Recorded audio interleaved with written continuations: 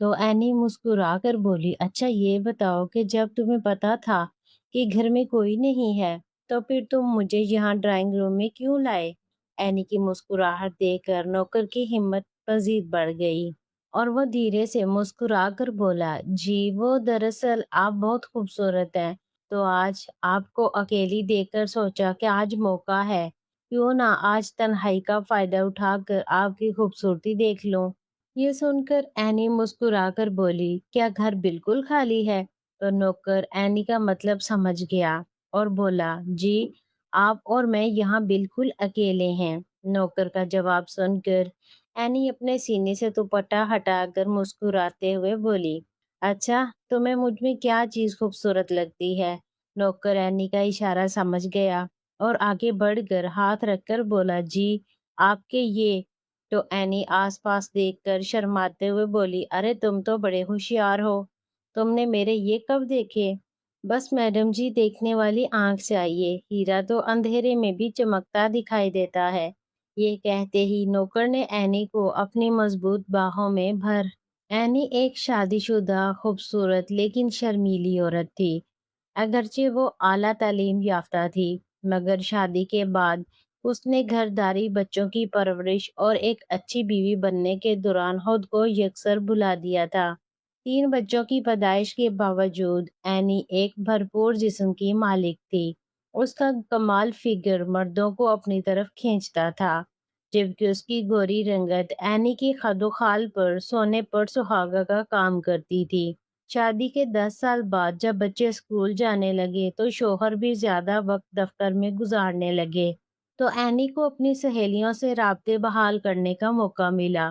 انہیں ہدایت دینے کے بعد اینی اپنی ایک دوست کو ملنے اس کے گھر چلی گئی، تو وہاں کا نوکر اینی کو ڈرائنگ روم میں بٹھا کر بولا، گھر والے 2 ہفتے کے لیے باہر گئے ہیں۔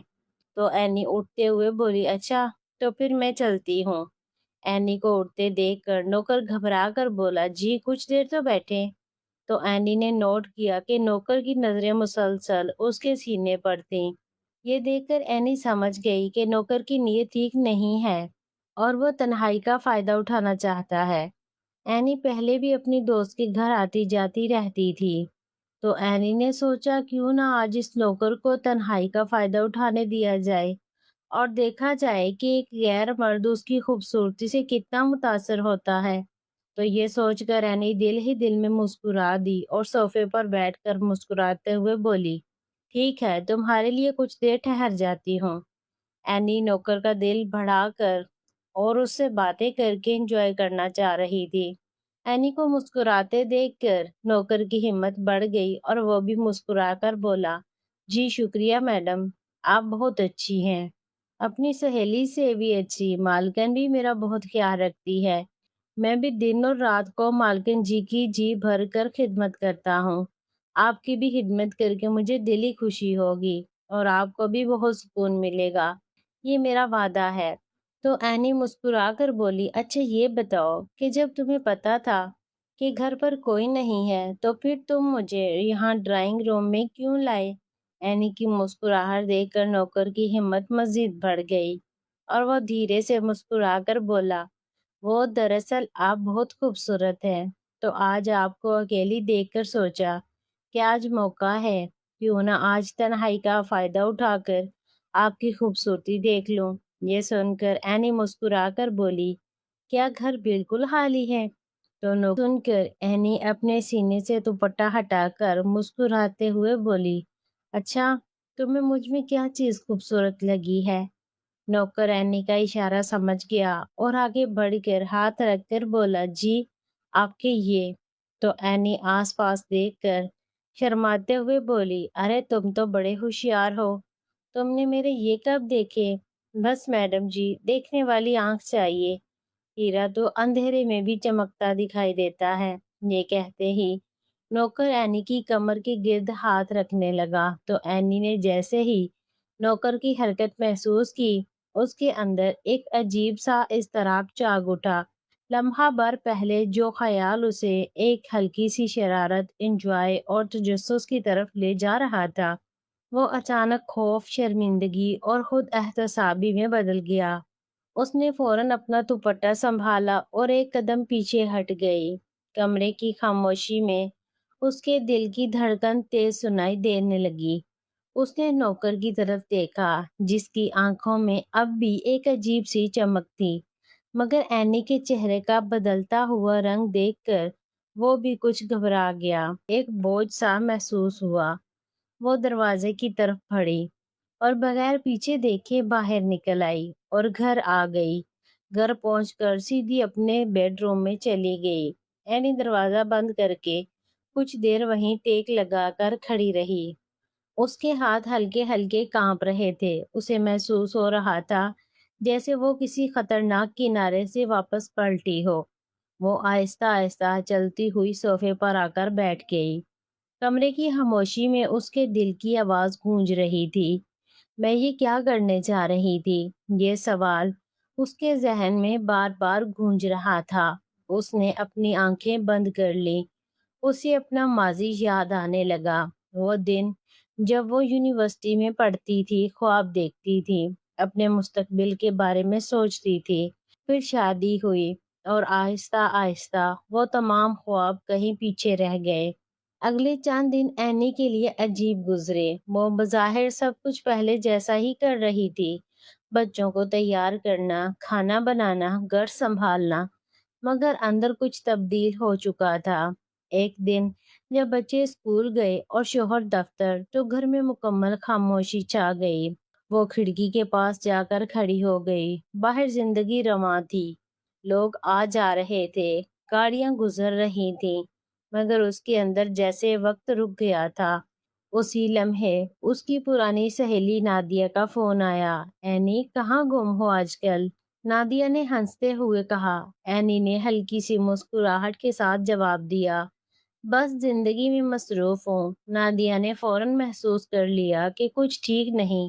مصروف ہو یا خود سے دور ہو گئی ہو؟ یہ جملہ اینی کے دل میں اتر گیا۔ اگلے دن اینی نادیہ سے ملنے گئی۔ کافی کے کپ کے ساتھ دونوں ایک خاموش لمحے میں بیٹھی تھیں۔ آخرکار اینی نے وہ سب کچھ بتا دیا جو اس کے دل میں تھا، اپنی تنہائی، اپنے اندر کی خالی جگہ، اور وہ واقعہ جس نے اسے جھنجھوڑ دیا تھا۔ نادیہ نے غور سے سنا، پھر آہستہ سے بولی، اینی اینی نے اپنے شوہر سے بات کرنے کا فیصلہ کیا۔ کھانے کے بعد بچے سو گئے تو وہ اس کے پاس بیٹھی۔ ہم بات کر سکتے ہیں، اس نے نرمی سے کہا۔ اس کے شوہر نے موبائل ایک طرف رکھا۔ ہاں، کیا ہوا؟ اینی نے پہلی بار کھل کر اپنی بات رکھی۔ مجھے لگتا ہے ہم ایک ہی گھر میں رہتے ہوئے بھی ایک دوسرے سے دور ہو گئے ہیں۔ مجھے آپ کی کمی محسوس ہوتی ہے۔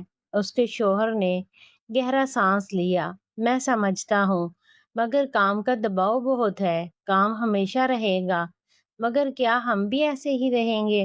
اینی نے آہستہ سے پوچھا۔ یہ سوال سیدھا دل پر لگا۔ اگلے دن سے چھوٹی چھوٹی تبدیلیاں شروع ہوئی۔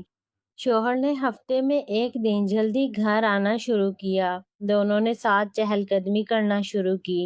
بچوں کے ساتھ وقت گزارنے کے علاوہ ایک دوسرے کے لیے بھی وقت نکالا۔ اینی نے بھی خود پر توجہ دینا شروع کی۔ اس نے پرانے شوق دوبارہ اپنائے، کتابیں، لکھنا، اور کبھی کبھی خود کے لیے تیار ہونا، صرف اس لیے کہ وہ خود کو اچھا محسوس کرے۔ ایک دن اینی آئینے کے سامنے کھڑی تھی۔ اس نے خود کو غور سے دیکھا۔ یہ وہی عورت تھی، مگر اب اس کی آنکھوں میں ایک نئی چمک تھی۔ وہ آہستہ سے مسکرائی۔ میں کھوئی نہیں تھی، بس بھٹک گئی تھی۔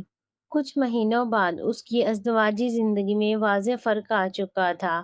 اس کا شوہر اب اسے صرف ایک ذمہ داری کے طور پر نہیں، بلکہ ایک ساتھی کے طور پر دیکھنے لگا تھا۔ وہ دونوں بات کرتے، ہنستے اور ایک دوسرے کو سمجھنے کی کوشش کرتے۔ ایک شام اس کے شوہر نے کہا، میں نے شاید کبھی تمہیں صحیح وقت نہیں دیا، مگر اب دینا چاہتا ہوں۔ اینی کی آنکھوں میں نمی آ گئی، مگر اس بار یہ خوشی کے آنسو تھے۔ اینی نے اس ایک واقعے سے بہت کچھ سیکھا۔ وقتی کمزوری انسان کو غلط راستے پر لے جا سکتی ہے، مگر خود شناسی اسے واپس لا سکتی ہے۔ محبت صرف دوسروں سے نہیں، خود سے بھی ضروری ہے۔ ایک شام اینی اپنی چھت پر کھڑی سورج کو ڈوبتے ہوئے دیکھ رہی تھی۔ ہوا ہلکی ہلکی چل رہی تھی اور اس کے چہرے پر سکون تھا۔ اس نے آہستہ سے خود سے کہا، زندگی ہمیں آزماتی ہے مگر اصل کامیابی خود کو پہچاننے میں ہے، اور اس بار وہ واقعی خود کو پہچان چکی